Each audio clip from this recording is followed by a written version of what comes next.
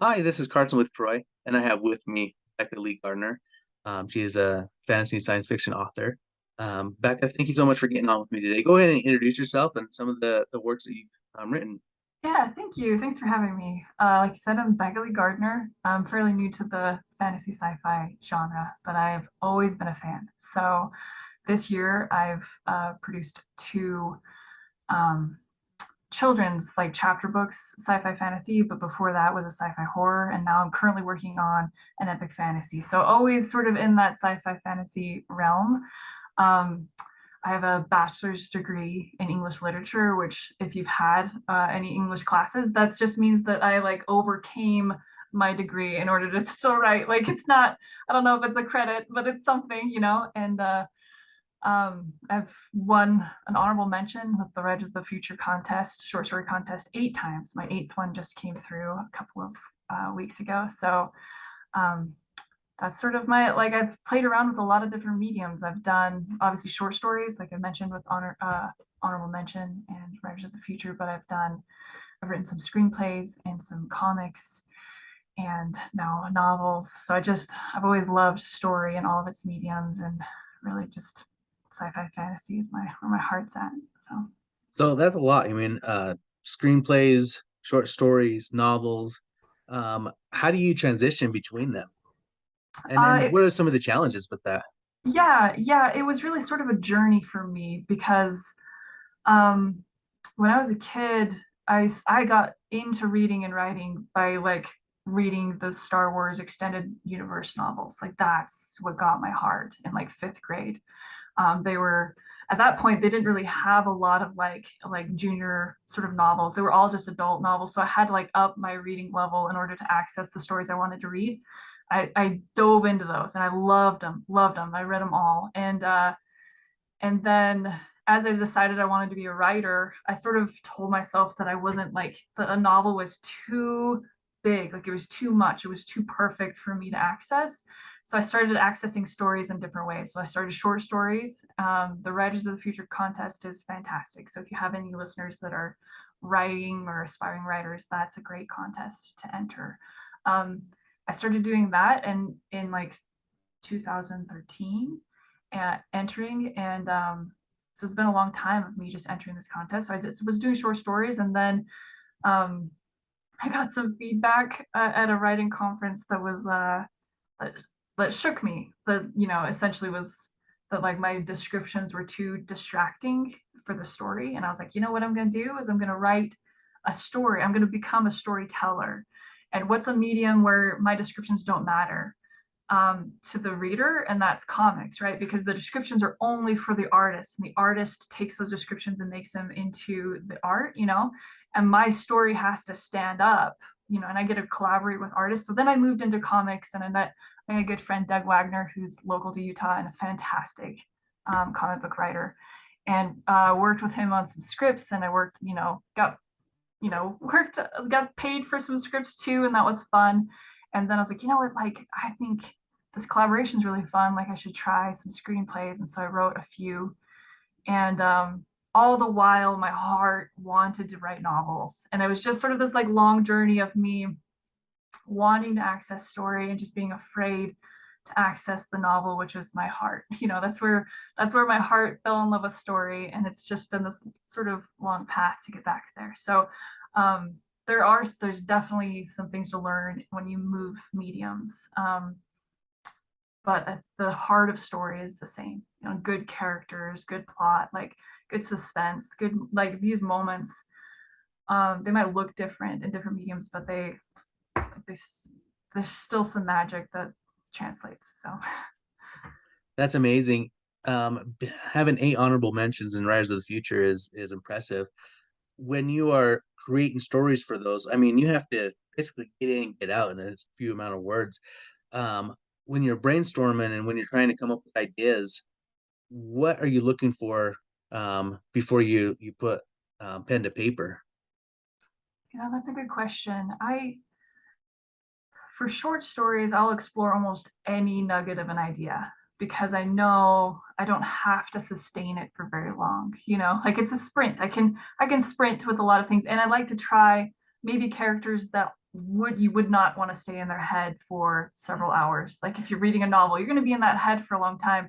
In short stories, I can try people that, you don't want to stay in that head for very long, but it's an interesting head to pop into for a minute or two, right? So short stories, I like to play with those kinds of concepts, and sometimes um, that's like I've written a short story and I'm like, you know what, I really want this to be a novel. Like I just wrote one. It's called the Punstoppable Catfish Stanley, and it's going to be coming out in an anthology next year. But the magic system is all by puns. So he tells puns, and it creates defensive spells for people. And so if and the more people cringe at his puns, the more powerful the pun magic becomes. Oh, that's And awesome. his only offensive spell is a knock knock joke, which requires two people. So usually these pun wizards have two people, but he's on his own, right? So it's this story of him trying to keep his office building safe while he's like throwing down terrible puns, which I love, right? I love terrible puns. I'm one of those people. But I wrote this short story, and it's getting picked up in this anthology, and I just am craving a whole novel this world. So sometimes it does, like I get an idea and I write it as a short story. I'm like, oh yeah, like that I could follow that into a whole novel. And sometimes I write a short story. I'm like, you know, I think I explored everything I wanted to there. But the idea itself, it's sort of just it's a trial and error thing. Like I thought when I started my writing career that like I would find some rule set that would like click, and I'm like, okay, if like a math equation, like if this idea, if I have XYZ in this idea, then it will be a good novel. And it turns out it's just intuition. Like it's just practice, and you tried and you try again, you try again, you try again, and then you finally kind of get something that works. So yeah, a lot messier than it seems. Yeah, a lot of times it's an organic thing where as you're going along, new things pop in your head to where you can explore those as you're writing them and going along. Yeah. So, you've like I said, you've had different mediums. Do you have different writing habits for different mediums, or do you have, you know, I have this time or block of time where I'm sitting down and writing, or what's your thought process in that way? Um, yeah, like when you're the structures are really different. And so when I'm outlining things, it's really, really different by the medium. For instance, like when you're writing comics, you have a page count, right? And so you're trying to like, I'll break it down by page. Like, what is this page's story? Like, what's this piece? And can I fit it on that page? Because nothing makes a comic book artist more angry when you're like shoving too much on a page as a writer. You're like too much story, right? And TV and film scripts, I outline by scenes more than I do other things. For other fiction, for short stories and novels, um, I try to figure out what the beginning, middle, and end is, but I'm terrible at this. Like every novel I've ever written, the end is different from what I thought it was going to be, and it just surprises me, and I love that. But I sort of get to the end, and all of the voices in my head are like, "That was a nice like scaffold you built, but it's wrong. Like we're gonna build a new ending." So that's sort of like the idea process. Like I do put in a lot of work at the beginning of pieces. My outlines are not like some people get pretty extreme with outlines, and I do not. Um, but what I do get pretty extreme about is exploring my characters. So I try to have like the epic fantasy novel I'm working on right now. I gave them all D&D classes. Like, okay, this is my lawful good. This is, like so that I have an ensemble cast, and so that I knew exactly how each person was going to act, and I have a very good idea of like I try to have like what I call a character silhouette.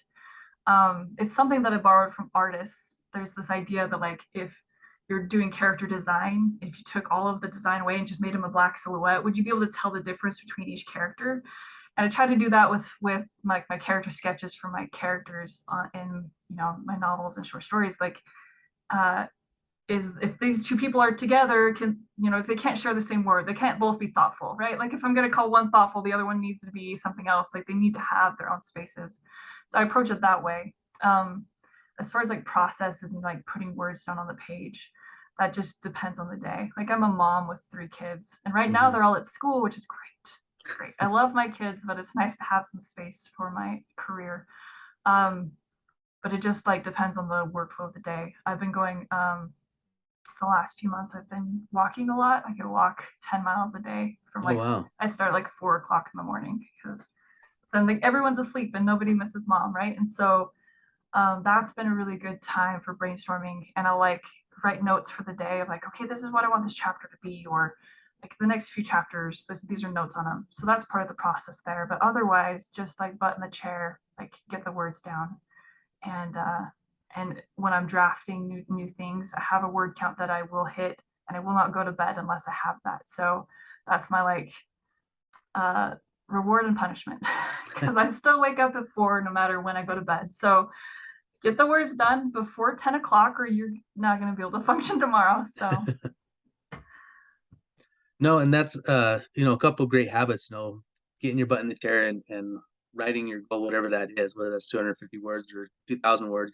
yeah, And then you kind of alluded that walking. I think keeping yourself some sort of exercise every day helps with the creative process in a weird way. I mean, it creates endorphins and a whole bunch of hormones that can benefit you in your creative process. I think that's a huge key as yeah. well. So you talked about, you're an outliner. Do you have like a specific way to outline, or have you found a system that works for you to create stories? Yeah. Recently, I've really loved Save the Cat as far as it gives some pretty generic beats of like this, you know, consider this. I don't really love any outlining style that's very prescriptive because as much I I think about like the before work before I start writing as like putting the sand in the sandbox, right? Like I don't care. I don't care what like forms it's taking. I just need all the sand in there, right? And then when I start drafting, then I can pull all these things and build the castle. But like I just need all the sand there. And I spent a lot of years where I'm like, oh yeah, I got half a castle built, but I didn't have enough sand. Like I didn't know where I wanted to go. I didn't have this character wasn't real, like all of the things. So I just try to like I use as many systems as I need to like just fill up that sandbox. And it's sort of it's it's an interesting like head game you play as a writer because you're like, okay, you could do that filling the sandbox your whole life on one story. Like you could, because there's Hmm. just never ending amount of world building you could do in sci-fi and fantasy. And so there has to be this moment of self-awareness where you know, like, okay, I'm just procrastinating. Like I know where I'm going. I've got enough sand here. And what I don't have, I can figure out. Like I can build right now. I'm just scared to. Usually that's what it is for me. Like I'm scared to build. You know, it's somewhat easy to like put sand in. So there's that moment, no matter what system you use, to just know that like it's time. It's time to just write. I love Hero of a Thousand Faces. Hero with a Thousand Faces. One of By those. Joseph Campbell. Yeah, by Joseph Campbell. You know, like the hero's journey. I love that. I'm a massive story geek, so I'll read any book on story structure, but I won't follow any of them like gospel truth. I just sort of pick things that make sense. And sometimes like, oh man, I wonder if this is a threshold. And I'll go and look up threshold guardians or something and like, oh yeah, that's cool and bring it in. But um, I think your subconscious is your best storyteller. And so anytime your conscious mind decides to tell stories, they feel derivative in, you know, in my opinion. But when you get your subconscious, like you can feed your subconscious all the time and it's always feeding. But like if you start consciously deciding like this has to happen because XYZ, then you're shutting down your better storyteller. That's great advice to follow your subconscious. And I think sometimes people might get pigeonholed if they follow a certain plot or outlining device, whatever that is, because they just feel that that's kind of what they need to do when there's so many other, like Save the Cat, there's Dan Harmon's Story Circle, there's Joseph Campbell's Hero with a Thousand Faces, and explore and decide what what works for you. I mean, you might take something from Save the Cat and something from Joseph Campbell and combine them. Yeah. Now you said something earlier that I really loved is building your character silhouette. You use D&D character sheets or kind of Yeah. creating your character. I love that. What how did you decide to do that, or what is that I something you came up with your own, or like did you just think like somebody like suggested it to you, or did you see it somewhere else? Yeah, I took a really cool class on building pro tags and tags by Jim Butcher, actually. February of this year, I went to Superstars writing seminar, which is fantastic. It's one of the best writing seminars I've ever been to, and I've been to quite a few. Like every class I went to, I was like, man, this is good. This is good. It's great content and great people. So he talked a lot about building characters, and it's just solidified in my mind. I was like, oh yeah, like this is something I want to do. And obviously Jim Butcher is a massive fantasy geek like us. So like I'm pretty sure I lifted it from him. I don't want to take any credit. But that's when I was like, I think I did it subconsciously before. And this year is when I was like, I'm gonna consciously do this. Like um I'm gonna use the system that's gonna work for you, right? And when I'm building an ensemble cast, like when I wrote Mindstorm, I wasn't thinking about Lori Kimura's like D&D class so much. She was sort of fully developed in my head. But when I have an ensemble cast, I was like, oh yeah, like these might blend together too much, And so I pulled in a structure that was going to help me feel successful. So yeah, it's really fun though. I think I'm going to do it going forward. It's a lot of fun. I actually have been thinking about doing that and doing a like a YouTube series of writing a novel and doing characters based off of Pathfinder or D&D, some sort of role playing game Yeah. because not necessarily. I mean, you said the class or but the all the attributes like the strength and Yeah. the character, the Mm-hmm. charisma and stuff to be like, okay, this character won't act this way because of this attribute. He's deficient in say charisma, and he's going to Mm-hmm. try to convince this general to not persecute him or whatever. Like he's going to fail. So like act in certain ways. I think it's a great idea, and it's for people who are struggling with their character development. I think it's a great tip or trick. So Right. thank you for sharing that. I think it's Yeah. amazing. Yeah, like you said, I think the limitations of characters are the most interesting parts, right? Like not so much that Superman's cool, but when he meets kryptonite, like when he gets involved with kryptonite, that's when he's really interesting, right? Like and I think that the D&D, stat sheets, character sheets are good at helping people pull out those weaknesses, those limitations, because that's like story crack. Like that's really interesting. Yeah. Right, you hit the nail on the head like with Superman, but another one, Batman, like in the Christopher Nolan trilogy, like his rule is he won't kill people. So like how is he going to Yeah. solve problems without Yeah. killing people? Like and creative ways that you can go about that is amazing. Yeah. I think that's Brandon Sanderson's first law, like of magic, is like you have to know like the limitations and figure out ways around it. Yeah. Something like that. It's a good rule of thumb for a lot of storytelling. Right. Now, you wrote Mindstorm. What was kind of the genesis for that? Mindstorm. Mindstorm, I had a good friend, Doug Wagner. I talked about him. He's the great comic book writer. He he's been a friend of mine on this journey for a long time, and he was like, Becca, you need to write the book that you would if you saw it at Barnes and Noble. You'd like run to your car and like dig coin out of the seat of your car to like get and then buy this book. He's like, that's the book you want to write because I'm like a recovering perfectionist and like a people pleaser by heart.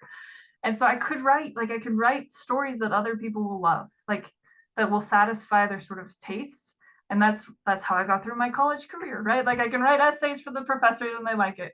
But at some point in my fiction career, I needed to write the story of my heart, like the one that I would want, like I crave. And that's how Mindstorm came. I was like, I love sci-fi and I love like psychological horror and I love suspense and I love really, really like strong, capable female characters that have depth that aren't just guys. you know, they're like they have depths and wants and like I just so that's where it started and it took like 3 or 4 complete rewrites to get Mindstorm where it is now, because not because the story itself lagged, but that my confidence in the ability, like finding what I wanted. Like I wrote several pretty good sci-fi horror versions of this on my way. Um, but to find the one that was like, yeah, this is the one that I crave. That was sort of the goal of Mindstorm. It's like I want to write the story of my heart, and that's what happened. It's a creepy story.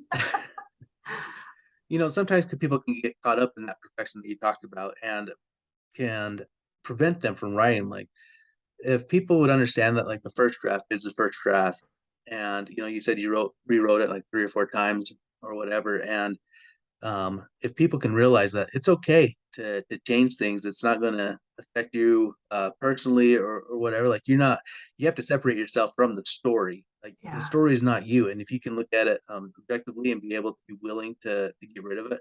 I know I've interviewed some people where they've had to get rid of 80 to 60-80% of their story and start over, and to a new writer that can be kind of daunting. yeah, But if you want to be a writer, you kind of have to be willing to do that in order to have a career. right, right. So There's, oh, go for it. no, go ahead. I was just thinking of this moment when I, as a writer, that I was worried I was going to run out of ideas. Like, well, like I had this notion or this instinct that I should save my best ideas. Like, oh man, I'm not going to write that one. That was my favorite idea. I'm going to write these other ideas, and because I thought that they were like finite. And what I learned is that, and this was from writing every day. I just made it a habit to write every day. That the more you write, the more ideas you have, and you will never run out. Like, and the less you write, the fewer they are. And so um, this idea that like not being so precious with your ideas was a good learning moment for me. Like, okay, yeah, let's just write.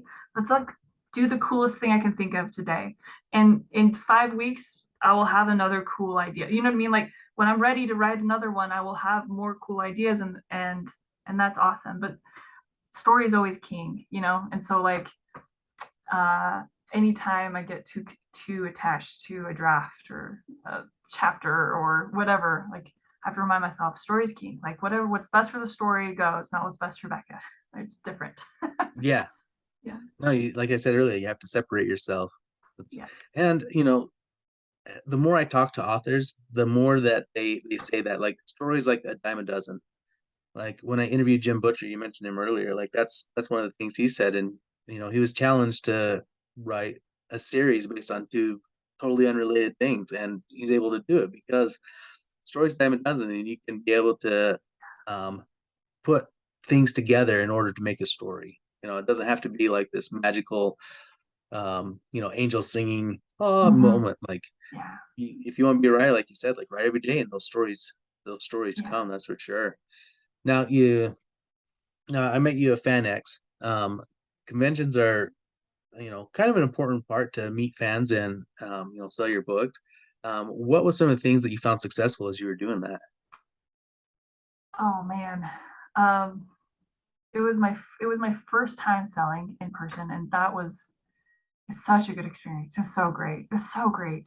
I mean, there's a magic there's just a magic in like connecting with readers that I just underestimated. And you don't see it when it's on Amazon, right? Like when it's an online sale, you just don't see it. But like when it's in person, you see like the story light up in people's eyes. You pitch the story and then it like connects and you see that moment of connection, and it's amazing. It's amazing. It's addictive actually. Like it's I'm like, when am I going again? Like when can I do this again? It's fantastic. So I mean I think if you go into if you're going to sell in person, like I think that it's good to be in a good headset. Like I am here to connect with people, and to connect with readers and to share stories, because it's easy to get in there and be like, I am an imposter and these guys are selling more, and I should have done this and this and this. But like getting into that headspace where you're just there to connect with people, and if you just connect with one person, to be happy with that. Like I connected with a person, like a real person, like this person could read my stuff and they could have Lori Kimura in their head for the rest of their lives, and that's magic. Like that's the magic, right? And so having that sort of mindset is fantastic. I think that that was a good key to success for me, just to sort of stay in that. But like as far as like the dressings, like good banners are fantastic. I had a banner that like had the pitch for Mindstorm on it, which the pitch for Mindstorm is if Lieutenant Ellen Ripley and Han Solo had a daughter who grew up to fight demons, this was their story, right? That's Mindstorm. Lori Kimura is a mix of Han Solo and Ellen. And like that pitch brought more people to my table that were already interested in the book. So like the verbiage was like it worked, the pitch worked, and I'm an introvert, so it helped to have the sign give some of my pitch for me, so that helped, like helped. You know, a good pitch is great.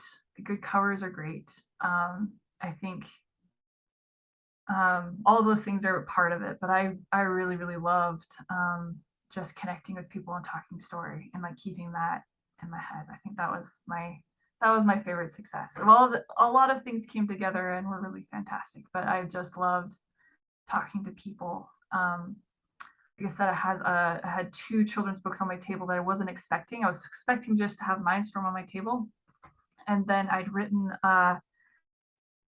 this bedtime story I told my kids. It's Min the Mighty. And I told my kids this bedtime story during the pandemic. And then I'd just written Mindstorm and I was writing every day, but I didn't want to stop writing every day. It was like keeping me sane as I was getting my kids through online school. I Hmm. got to write every day. And so I was like, what am I going to write? I don't have time to put in the effort for that beginning of the story stuff. I was like, but what am I going to write? And I was like, I'll write this bedtime story. I already know the story. So I wrote it down, and then my kids were all thrilled, like, yay, mom wrote it. And then just put it away because I was like, I'm not a children's author. I'm writing sci-fi fantasy for adults, right? And then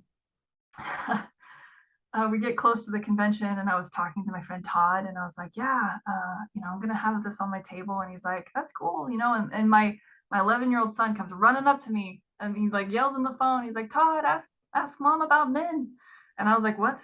And he's like, what's Min? And I told him, I was like, yeah, I wrote this story, and it's a bedtime story, and I just left it. And he's like, well, why aren't you going to publish this? And I was like, well, I like gave my list of excuses, and they were long. It was a long list, and I thought it was a good list. And Todd was like, that's not a good list. None of those excuses are good. I'm like, oh, okay. And I realized that I could put the effort into like making excuses to not publish the story or to like publish it. And so I was like, okay, well, let's see what I was pretty skeptical, but I was like, I'll put in the effort. I was like, I'm not going to be able to get an artist, and I'm not going to be able to get you know the editor in time to like put a book on the table for FanX. I'm not gonna be able to do this stuff, but I did it anyway, and it all worked out. Like all worked out, and I ended up with this book on my table that um, was exactly the kind of book that I wanted for my kids when they were in that reading age, right? And I had this little kid walk past my table at FanX, and he stopped and was like all into this cover, this dragon cover, right? And all into it. And he was like, oh man, mom, do you think I could read this? Do you think I could read this? And he was definitely in the age range where he could read it. I was like, yeah, you totally could. But you could tell he was like a reluctant, maybe struggling reader. And he like picked it up. I was like, oh, I don't know, it might be too big. And the mom, you can tell the mom, and I've been there. I've been that mom who's like, yeah, like you should try. Like the mom that's like desperate to find something that ignites their kid's imagination. And I was just like, I was in both spots. I was like, I know what it's like to be that kid, and I know what it's like to be the mom, and I was on the other side of the table watching this, and they're holding my book, right? And I pick up a copy, and I'm like, hey, listen, like I know what it's like to like struggle to read, and like I made these chapters, like I talked about the story, and like look, like chapters are short, like you can see the next chapter, like I built this just for struggling readers, like this is I had you in mind when I was writing this. And his eyes lit up, and he's like, I think I could try it, mom. I think I could try it. And they bought the book, and she walks away grinning, and he walks away grinning, and I'm like kind of a mess, like, oh my gosh, like the story that I just like thrown away, like I just wrote it and put it on a shelf. I was never gonna have this come out because it didn't like fit into my plan of what I wanted to, what I thought the future was gonna bring. And I could have censored it. I could have kept it away from the world, and I could have just had all of the excuses. And then I just let those excuses go. And now this little kid has this book, and I don't, maybe it made a difference, but it was such a cool moment. Anyway, I just, one of those things that I, I wouldn't, yeah, just magic. It's just the magic of story. And I just geek out about that all the time. I could do that all day. That's an awesome story, and one that unless you do stuff like that, I mean, you said you're an introvert. I'm an introvert. Unless you step outside your comfort zone, you won't get moments like that. Yeah, yeah, Putting your work out there, being out there to meet yeah, people, like you don't get those moments unless you're out there doing those things. So that's yeah, fantastic. yeah. Um, And yeah. Go ahead. No, I just, as introverts, it's hard to do the things that require connection, but we do still require connection, and like keep in mind that even these introverted activities, like writing a novel where you're like in your room, like on your computer, but that like the ultimate goal is to connect with people. Keep that Right. in mind. Yeah. Yeah, and like you said, it is magical. So, how did you find your cover artist and an editor? For men, um, I've got a lot of artist friends doing some my sort of rodeo in comic book writing. Gave me some good artist friends. I reach out to them and talk to them, and then try to find some good like time frames and budgets. It's all try to get everything to match. And the one for men, I ended up finding her. She wasn't someone I knew. I found her on Instagram. She's an Italian artist, and her style was exactly what I was looking for, and her time frame was great, and the budget worked. It just all worked, and she started working like right away. Okay.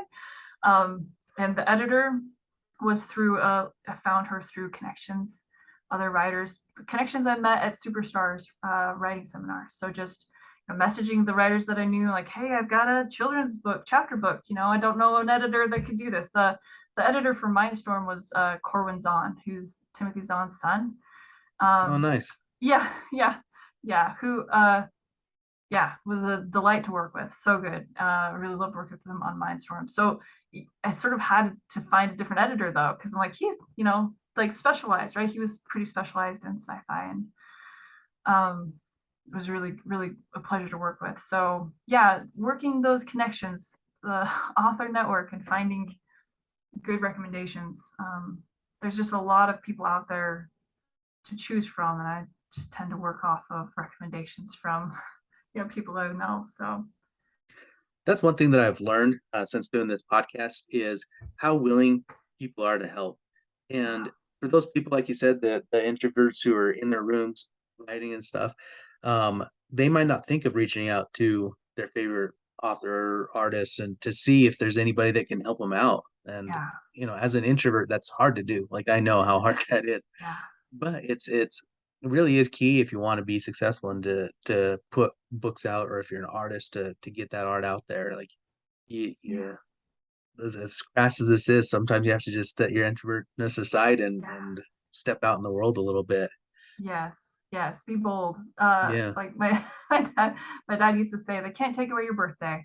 That's what I think every time I reach out to someone I don't know. Like, okay, well, they can't take away your birthday. Like, what are they going to say, right? right. They'll either ignore you or say no. Like, that's the worst case scenario, because fear lies to you. That's the truth. Like, that's the truth of it. Like, you're sitting there and you're like, oh man, if I write a terrible novel, like, everyone's gonna hate me, and I'm gonna be, like everyone, I'm gonna get chased out of my town with pitchforks. So that's not true. Like, if you write a terrible novel, just no one's gonna notice. Like, there's no story police. There's no bad writing mob that's going to come to your house. It's just not going to catch readers, right? So putting that fear into perspective is good. It's That's great okay to have the advice. fear, but you know, keep it in perspective. Yeah, and it does lie to you. My favorite acronym is false evidence appearing real. Yeah, that's great. So I love that. it's just false evidence in your mind, that just pretending like there's something there when it's really not. So Yeah, and that is hard to get over as an introvert. That's it for is. sure. It is. It is. It's So you started with the Star Wars books back when you were in fifth grade, and then you got an English lit degree, yes. and you read totally different books in English literature than you Yes. do fantasy and science fiction. What drew you back to pursue a career in fantasy and science fiction? um, I think that's just always the terms of like my imagination always just lives there. Um, I thought like with my English lit degree, I was sort of aiming towards a law degree. Like that was going to be where I was headed. And then I worked with a lot of attorneys, and that changed my mind. They're not all bad, but they all are stressed. All of them are stressed. And I knew that that wasn't the kind of lifestyle I wanted.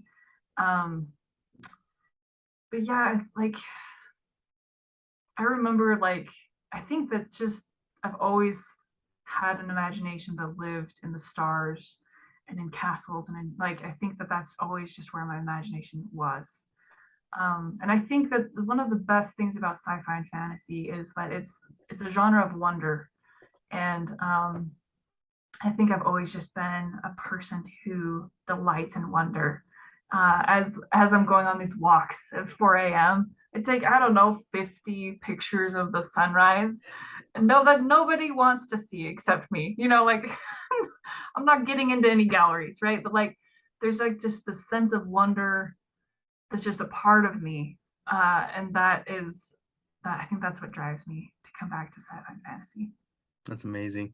And yeah, that's why I like it too, is because there is, it's magical. It really Yeah, is. yeah. So, you have a family, you're up for um walking and doing all the other stuff. How do you maintain balance in your life? I don't. I think I think that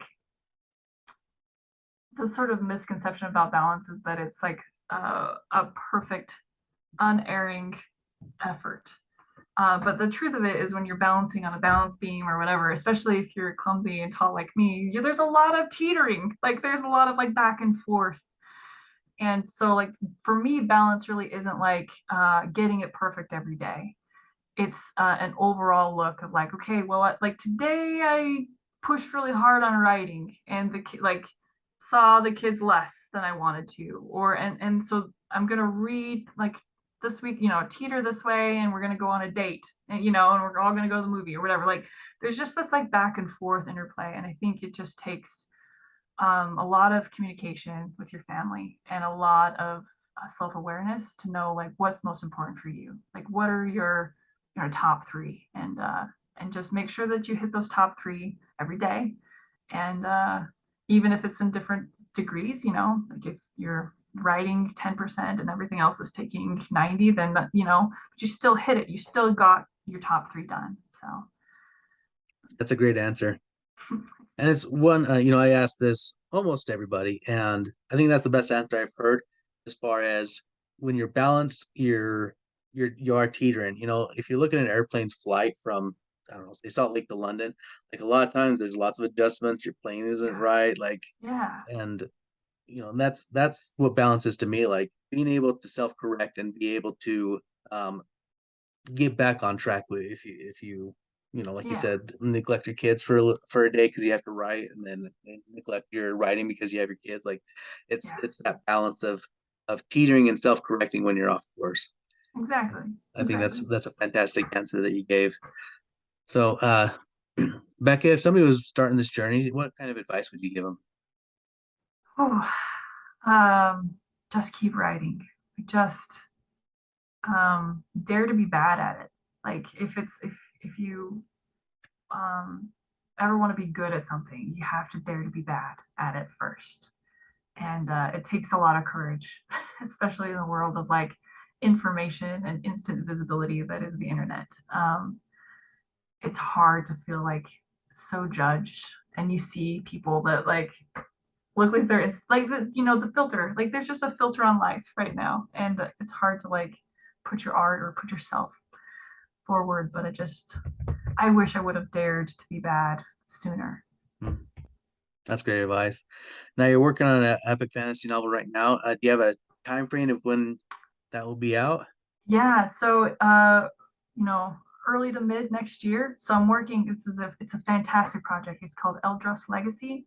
And it's a collaboration of a bunch of epic fantasy writers, all in the same. They're using the same, world building magic system, and there's five separate continents, and they're sort of all building towards a big like Avengers climax. You know, knock down, drag out fight with the giants. And what's so cool about it is that you sort of can pick your throws. You can pick which continent takes you to that climax, or you can read them all, and know all of the players. So it's a really, really fantastic project. And it's how I got to know Todd Fahnestock, who I think I've mentioned. One of the founders and the founder of the continent I'm working on, which is Noxanon. So it's a really, really fun project. I would absolutely recommend your fantasy readers to jump in. Todd's book, Kaiven the Unkillable, is sort of what rekindled my love for fantasy, the fantasy genre. I've always loved fantasy, right? Like the dragon picture behind me, but like I've always loved fantasy, but at some point I got disillusioned with the literature.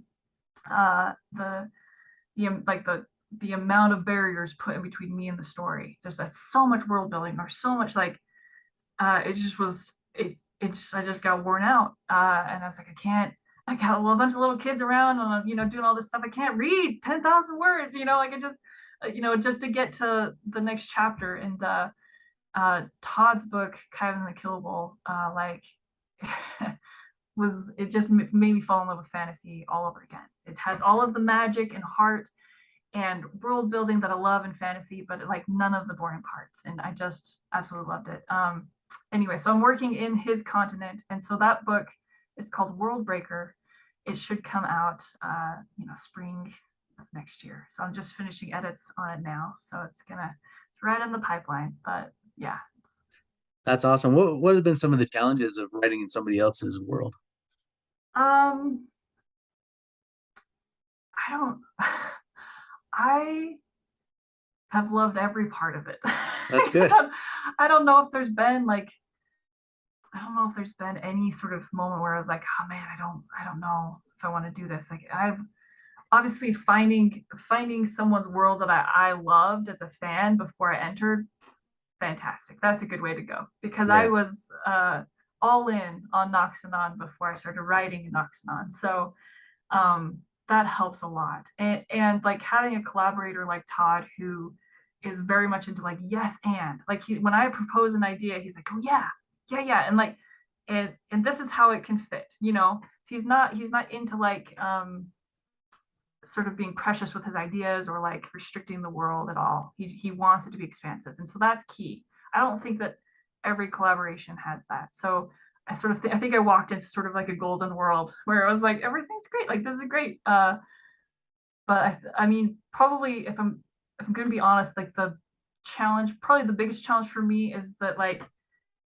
I want to like I want the comparison, right? Like you're walking right into a world that's already filled, and the self-doubt that comes with writing that is probably my biggest challenge. Like, okay, yeah, I love this. I want my book to be just as good.